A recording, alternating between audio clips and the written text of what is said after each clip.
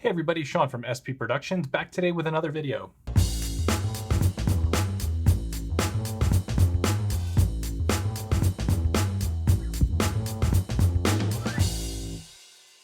So today's unboxing is pretty special. This is a prop replica that was offered on the Replica prop forum or the rpf.com, and I'll link to that site below so you can go check it out. This was a special replica offered from a seller who actually had access to the original maker of the prop, and as a kid who kind of grew up, in the 80s and 90s, I couldn't pass up the opportunity to grab one of these. So enough talking, let's just get it open.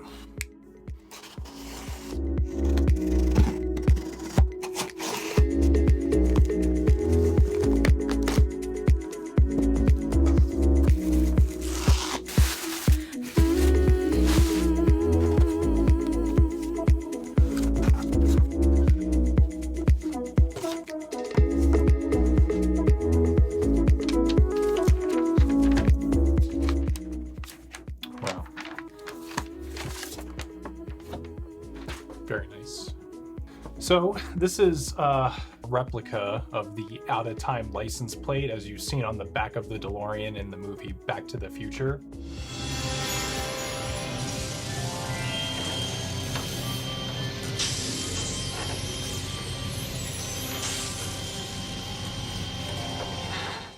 So as I mentioned, this was made by the same company that made the license plates for the actual movie way back in 1985, a company called Earl Hayes Press, or EHP, and they made these replicas in the same manner that they did for the actual production use pieces. So the California text and the yellow details of the license plate are printed on clear vinyl.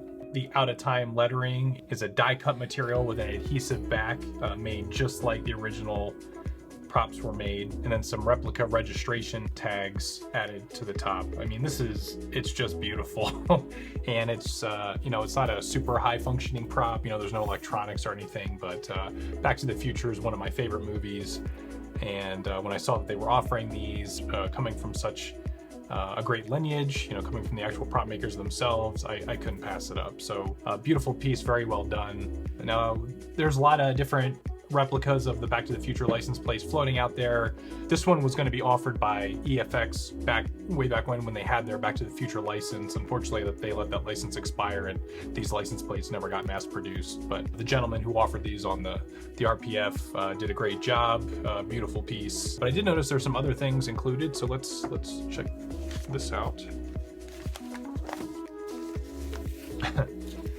Very nice. This is a replica of the Hill Valley Telegraph, so some of the newspaper props that you see in the movie, talking about Brown Estate, or Dr. Emmett Brown, played by Christopher Lloyd in the movie. So, I mean, this is like a full-up newspaper replica. Lots of different text and stories, and I'm really going to have to go through at some point and read through all these, because I'm sure there's a lot of nice little Easter eggs buried in here. Then another newspaper replica talking about when Dr. Brown's mansion was destroyed. So the original sale was really just for the license plates. They were offered at a very affordable price. So these kind of add-ons are just a nice little bonus. So very well done, and curious what's in this sealed manila envelope here.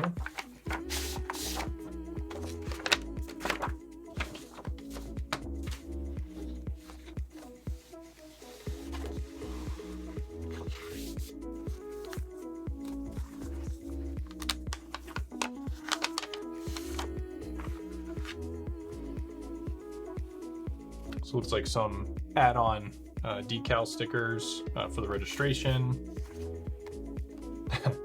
The ticket for the Biff Tannen Museum, which we see in Back to the Future Part 2. A replica $100 bill featuring Bill Tannen on the front there. It's like a copy of the invoice from Earl Hayes Press, as I mentioned, the company that made the replica license plates. Looks like they just included a copy of the invoice, noting that the replica I purchased is number 20 of 32. I know the seller has since gone on to offer more, so that 32 number's gone up, but a nice little touch. Oh, that's nice. So this is, wow. So this is a replica of the letter that Marty McFly, played by Michael J. Fox, writes to Dr. Brown in the first Back to the Future, warning him that when Marty travels back to his original time of origin, soon that same night, Dr. Brown is killed by terrorists. So the letter that Marty wrote to Dr. Brown. The Save the Clock Tower brochure that Marty and Jennifer get a copy of while they're sitting in the park. This kind of sets up the beginning of Back to the Future, explaining how the clock tower in their town square was struck by lightning, which ultimately is the source of energy that Marty and Doc used to get Marty back to his original time. And a nice little bonus note of where Jennifer signs an I love you note to Marty on the back.